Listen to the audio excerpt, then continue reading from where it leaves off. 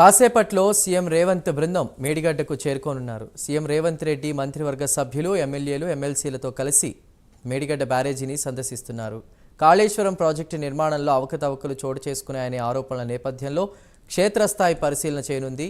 ఇక రేవంత్ రెడ్డి మంత్రులు, ఎమ్మెల్యేలు, ఎమ్మెల్సీలు సుమారు 4 బస్సుల్లో మేడిగడ్డకు బయలుదేరారు. ఎటువంటి అవాంఛనీయ సంఘటనలు చోటు చేసుకోకుండా అధికార యంత్రాంగం అన్ని ఏర్పాట్లను చేసింది. కుంగిపోయిన పిల్లర్లను నేరుగా వెళ్లి సందర్శించనున్నారు. ఇక ప్రాజెక్టులోని లోపాలను అధికారులను అడిగి తెలుసుకోనున్నారు. మేడిగడ్డ బ్యారేజీ సందర్శన అనంతరం CM Revanth Reddy power point presentation కూడా ఇవ్వనున్నారు.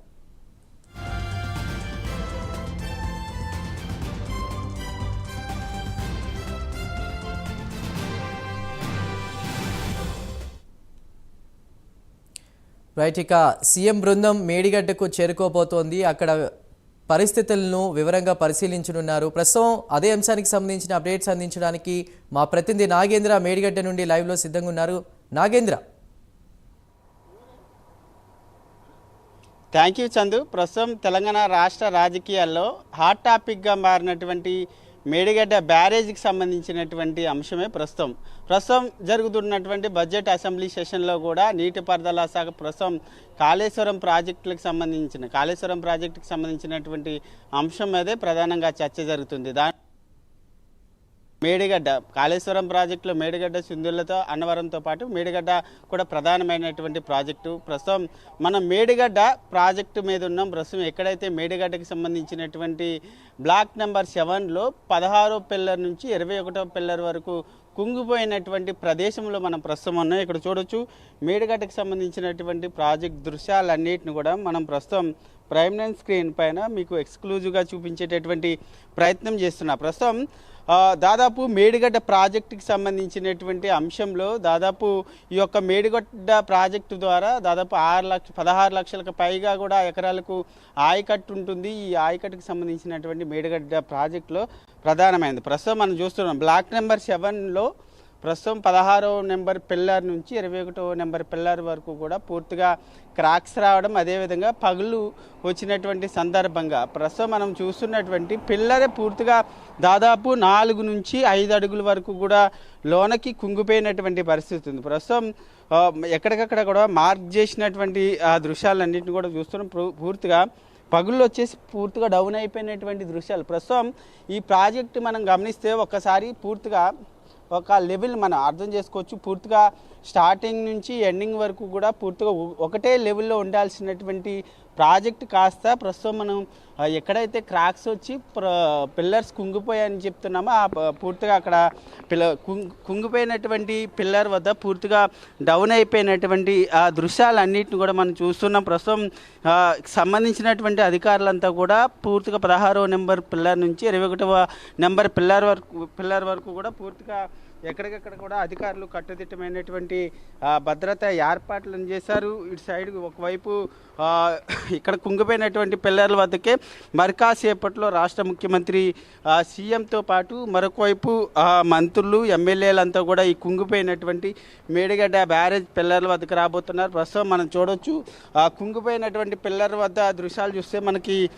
స్పష్టంగా అర్థమవుతుంది. ప్రస్తుతం చూడొచ్చు కుంగిపోయినటువంటి బ్లాక్ నెంబర్ 7, అదేవిధంగా పిల్లర్ నెంబర్ 20 ఉన్నటువంటి పిల్లర్ నెంబర్ పూర్తిగా కుంగిపోయి పూర్తిగా పగుళ్ళు వచ్చినటువంటి దృశ్యాలన్నింటిని కూడా మనం ప్రస్తుతం స్క్రీన్ పైన వీక్షిస్తున్నటువంటి పరిస్థితి ఉంది. మరి కాసేపట్లో ఇక్కడికి రాష్ట్ర ముఖ్యమంత్రి రేవంత్తో పాటు మరొకవైపు మంత్రులు, ఎమ్మెల్యేలంతా కూడా రాబోతున్నారు. ఇప్పటికే ఈ ప్రాజెక్టు పైన రాష్ట్ర వ్యాప్తంగా కూడా పెద్ద ఎత్తున చర్చ జరుగుతుంది. వేల కోట్ల రూపాయలతో పాటు నిర్మించినటువంటి ఈ ప్రాజెక్టు ప్రస్తుతం ఈ విధంగా తయారైందంటే దానికి ప్రధాన కారణం గత ప్రభుత్వం బీఆర్ఎస్ చేసినటువంటి లోపాల వల్లే అంటూ కూడా ప్రస్తుతం చెప్తున్నటువంటి రాష్ట్ర ప్రభుత్వం దీనిపైన ప్రత్యేకంగా విజిలెన్స్ అధికారులతో ప్రత్యేకంగా విచారణ సైతం చేపిస్తున్నారు. ఇప్పటికొక పూర్తి స్థాయిలో నివేదికను సైతం ఇచ్చినటువంటి నేపథ్యంలో ప్రస్తుతం ఆ నివేదిక ఇచ్చినటువంటి ఆధారంగానే కొంతమంది అధికారులని సస్పెండ్ చేసినటువంటి పరిస్థితి కూడా కనిపిస్తుంది. ప్రస్తుతం మనం చూస్తున్నటువంటి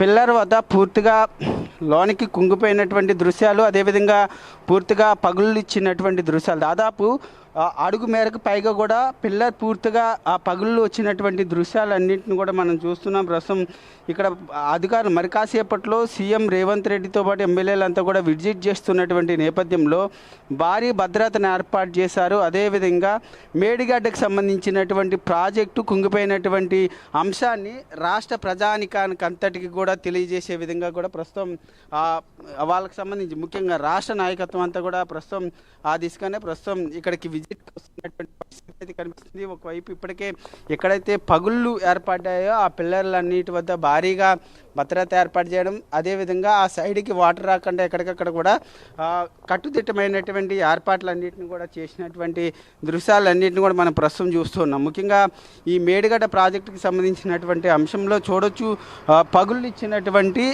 పిల్లర్స్ వద్ద పూర్తిగా నీటిని రానివ్వకుండా ఎక్కడికక్కడ కూడా పూర్తిగా మట్టిని ఏర్పాటు చేసి గట్లు ఏర్పాటు చేసి పూర్తిగా కట్టుదిట్టం చేసినటువంటి దృశ్యాలన్నింటినీ కూడా చూస్తున్నటువంటి పరిస్థితి. భద్రతను చూడొచ్చు, ఎందుకంటే మరి కాసేపట్లోనే ఈ కుంగిపోయినటువంటి పిల్లర్ల వద్దకి సీఎం రాబోతున్నటువంటి నేపథ్యంలో భద్రతను కట్టుదిట్టంగా ఏర్పాటు చేసినటువంటి పరిస్థితి అయితే కనిపిస్తుంది. ముఖ్యంగా మేడిగడ్డకు సంబంధించినటువంటి అంశంలో దాదాపు 16 లక్షలకు పైగా కూడా ఎకరాలకు నీరు అందివ్వచ్చు.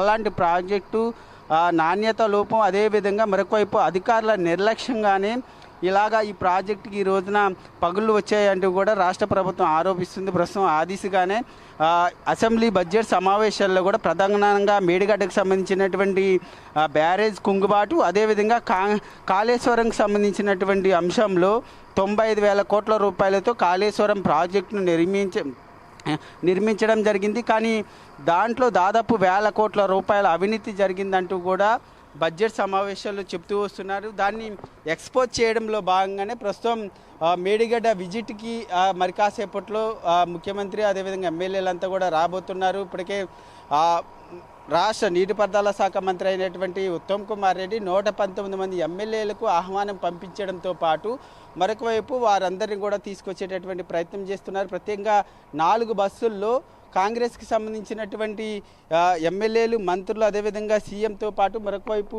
సిపిఐకి సంబంధించినటువంటి ఎమ్మెల్యే, అదేవిధంగా ఎంఐఎంకి సంబంధించినటువంటి ఎమ్మెల్యేలంతా కూడా ప్రస్తుతం మేడిగడ్డకి రాబోతున్నారు. మరొక వైపు నల్గొండలో మాత్రం బీఆర్ఎస్కి సంబంధించినటువంటి రైతు గర్జన సభ పెట్టారు. ముఖ్యంగా నీటి జలాలకు సంబంధించి, కృష్ణా జలాలకు సంబంధించినటువంటి పంపకాలకు సంబంధించి, అదేవిధంగా మరొకవైపు ఇతర కాంగ్రెస్ ప్రభుత్వ హయాంలోనే తెలంగాణ రాష్ట్రానికి అన్యాయం జరిగింది అనేటటువంటి అంశాన్ని తీసుకుంటూ కూడా మరొకవైపు నల్గొండ కేంద్రంగా బీఆర్ఎస్ భారీ బహిరంగ సభను పెట్టినటువంటి పరిస్థితి అయితే కనిపిస్తుంది. మొత్తానికి చూసుకుంటే మాత్రం మేడిగడ్డ అంశం కేంద్రంగా, అదేవిధంగా నీటిపారుదల శాఖకు సంబంధించి మరొకవైపు ప్రాజెక్టుల కేంద్రంగానే ప్రస్తుతం అసెంబ్లీ బడ్జెట్ సెషన్ అంతా కూడా దానిపైన నడుస్తుంది. ముఖ్యంగా ఈరోజు ఇక్కడికి వచ్చిన తర్వాత మేడిగడ్డలో ఉన్నటువంటి పరిస్థితులపైన రేపు అసెంబ్లీ కేంద్రంగా మరోసారి అధికార పక్షం ప్రభుత్వం చర్చను లేవదీయబోతుంది. ప్రస్తుతం మేడిగడ్డ ప్రస్తుతం ఈ స్థితికి రావడానికి కారణం ఎవరు అన్న దానిపైన ప్రధానంగా చర్చించబోతున్నారు. విజిట్ చేసిన తర్వాత ఇక్కడ నుంచి ముఖ్యమంత్రి ఎమ్మెల్యేలంతా కూడా రైట్ నాగేంద్ర, థ్యాంక్ యూ.